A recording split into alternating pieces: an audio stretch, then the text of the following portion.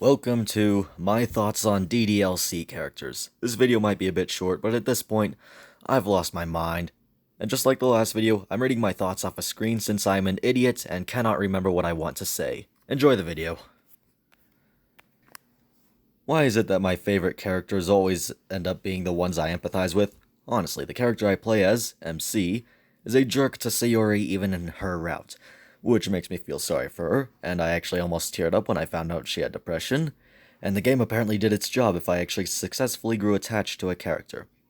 Ever since I saw Sayori's first death and the game constantly kept reminding me by sending me disturbing images like happy thoughts, I was genuinely petrified.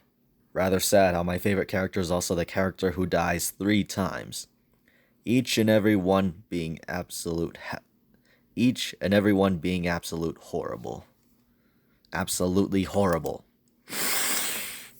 She's my favorite DDLC character, and since it's December, here's a joke. Why didn't Santa find any cookies? Because Sayori ate them all.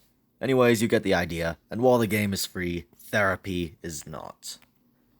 The second I meet Natsuki, she insults my gender and practically everything about me. Even in her route, she is still a jerk. It's strange how MC will be mean to Sayori even in her route, but he won't hold a grudge against Natsuki even when she's being mean. Honestly, I can understand Natsuki bullying for insecure reasons, specifically abuse from her dad beating her for having manga and not feeding her. Even though she's shown experience in baking and makes cupcakes and cookies for the club. Seeing her act out of place in Act 2 was a bit disturbing. But when she wasn't forced to say things she wouldn't normally say, she would at least have a sense of what's going on and would acknowledge it. But it doesn't change the fact that she still went insane and snapped her own neck and also forgot about it as well as her argument with Yuri the next day. Strange character, but an interesting one nonetheless.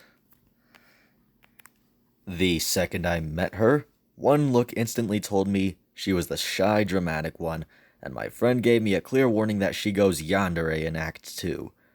Honestly, all the characters look like they're dressed up as Team Fortress 2 spies, and I even saw a drawing of Yuri as the TF2 spy. Oh wait, I'm not allowed to draw connections between games, am I? Well, where she has a sense of enjoying horror and dark things, I'm practically the opposite. Even before Act 2, there were some weird moments with her, like where MC's finger started bleeding and she licked it, then he licked her finger back. Or the scene where she and Natsuki got into an argument and Natsuki insulted the size of her plants. Upon entering Act 2, she was a little creepy on sight, constantly glitching and saying insane things and cutting herself. Ultimately, she grows extremely attached to MC after 2 or 3 days, and practically forces everyone away, and whether or not MC agrees to love her, she ends up laughing and then stabbing herself and her corpse rots as time flies by. It was very disturbing, but let's just say the last character is the cause of it all. Ah yes, I've been dying to go on a date with you ever since you drove everyone to kill themselves and turned the world into a nightmare. Please. Where I usually empathize with characters and most people did with her, I cannot forgive Monica for all she did. Yes, I understand she's trapped in a game with understanding that her friends are just made to fall in love with you, and you aren't capable of interacting with her, but if Monica had control over that game, what was stopping her from just learning Python to code in her own routes? Driving Sayori to be so depressed to hang herself was the first thing she did to disturb me. Then started sending me messages in the files, and upon reaching Act 2, she completely made Natsuki and Yuri unlikable by driving them insane, changing their dialogue and causing them to freakishly glitch out. And after Yuri's death, she just decides to delete them so she can be with you, and she pulls one last jump scare if you're recording her. Oh, I'd love to go on a date with you after you killed everyone and turned the world into a nightmare. It's not like I grew attached to anyone else. Please, Monica. You're the cause of so many people who played, getting nightmares, needing therapy, and possibly opting out. Do me a favor? Okay, I'm going to unregrettably say this, and I mean it in the nicest way possible.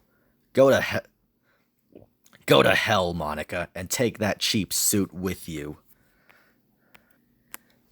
That's my take on the DDLC characters. Hope you enjoyed. See you in the next video.